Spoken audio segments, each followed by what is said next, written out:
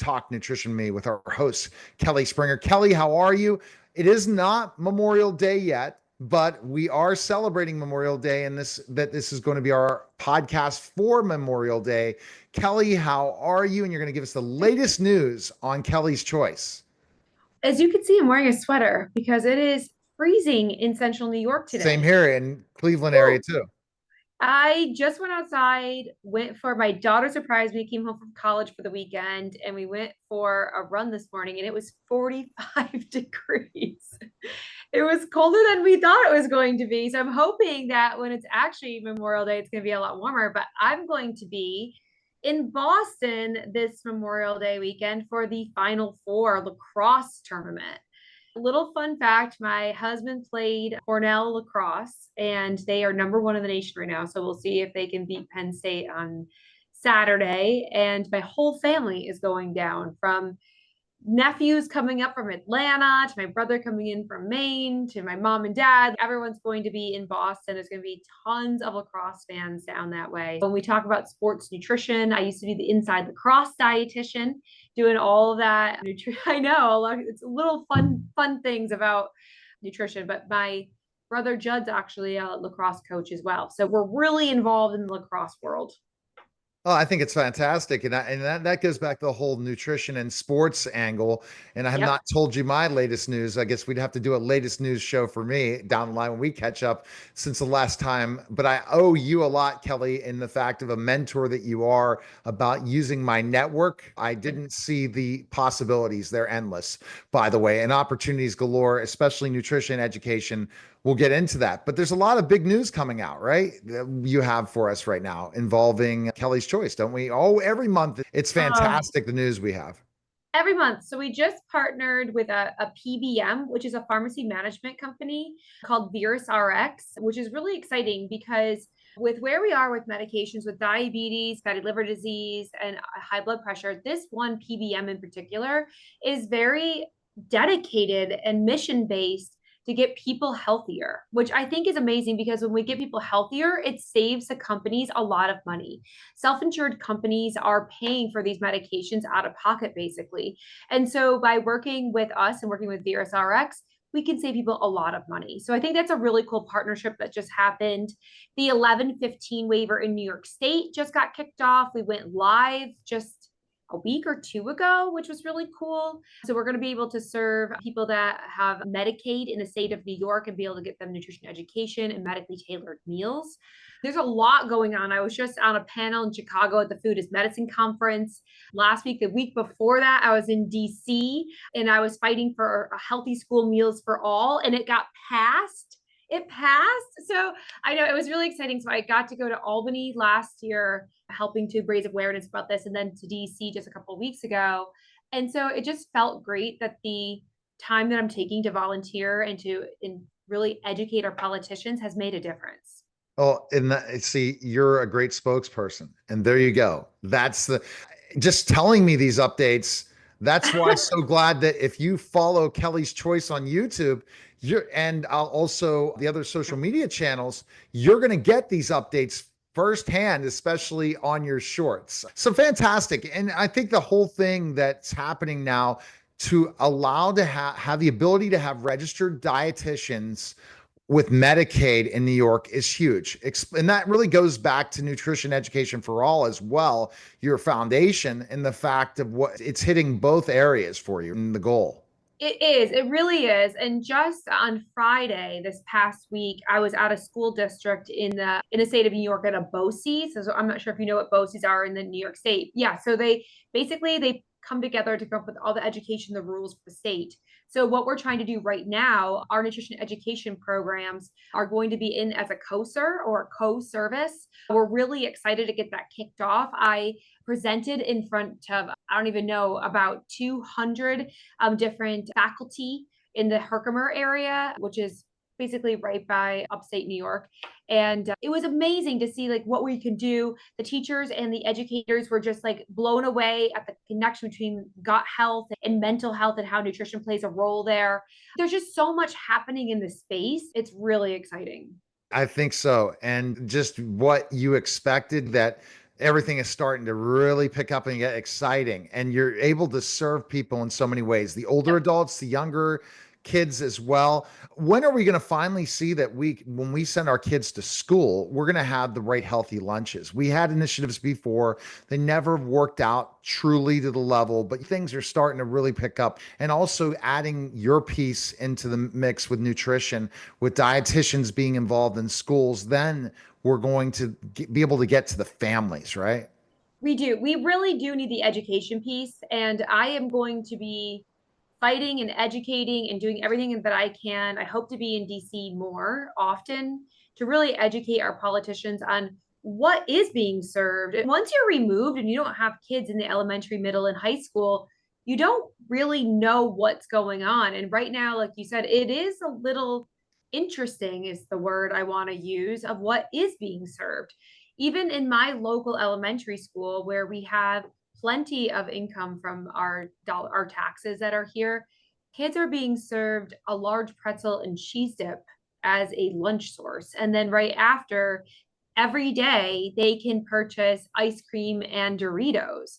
So it's just it's a And very, it's ridiculous. It's ridiculous. I Yeah. say interesting, but yes, the word ridiculous is, and then we say, like, why do so many kids have ADHD? I'm like, if you were given pure carbs and sugar, Right.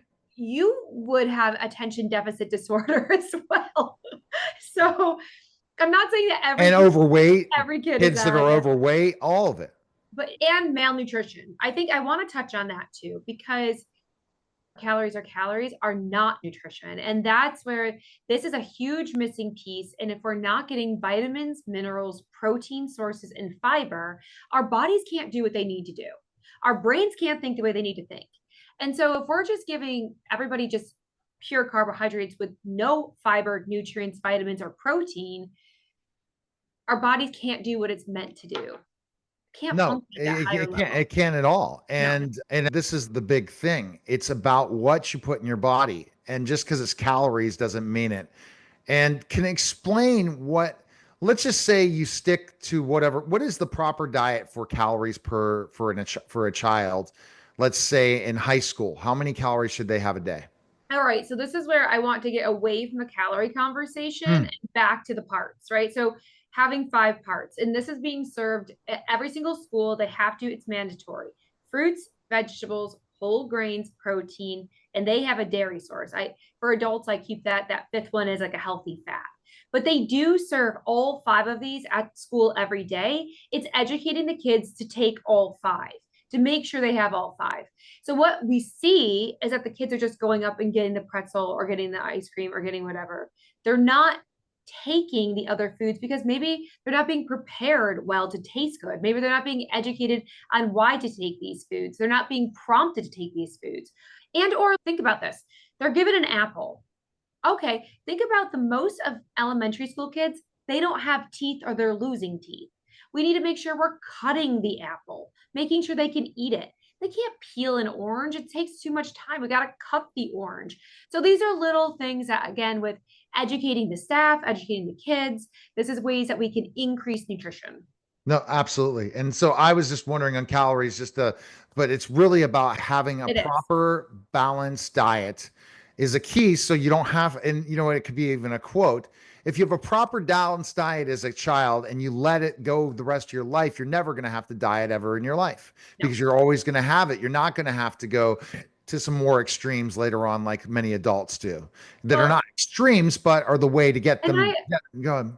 I'm glad you brought that up, Neil, because it came up at the talk that I did on Friday, and the Mediterranean diet came up. And I said, the reason why it's so sustainable and why it's been such like known as the blue zones and good and healthy for you is because you said it's not a diet, it's a lifestyle. It's not a diet, it's a lifestyle. And I think if we get into this lifestyle where this is your lifestyle, this is how you put together meals, it's not an on off again. It's not a good or bad. It is truly a lifestyle. Lifestyle medicine. That's what we have to. Food is medicine. Yep. There you go. And it's the bottom line, and it's true. It's so true. And I'm just impressed. So tell me more about the talk you had. The talk that I did in Chicago was pretty cool. So I got asked to go out there with my friend Sarah Torrance. She's an awesome dietitian, and also my friend Ellen Brown, who's really a part of this entire movement. And I spoke on a panel about maternal health. And we got back to exactly what I was just talking about with maternal health. We need to make sure that mother is getting enough folate and iron and B vitamins.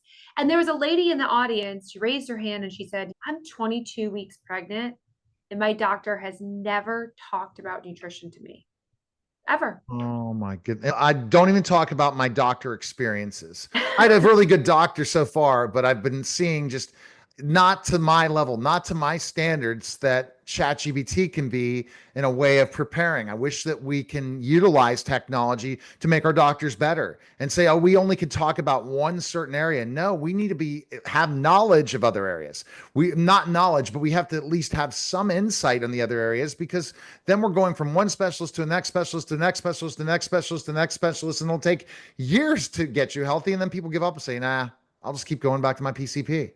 That's the problem. We have to educate the public on food as medicine, bottom line, and then working. So remember, Kelly, we talk about, oh, doctors don't want to know about what the dietitian, that's the dietitian's job.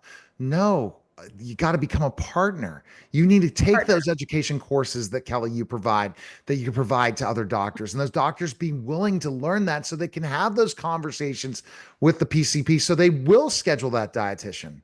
So Not, oh, Neil, here's a referral, versus here is why it's important for you to get to this dietitian.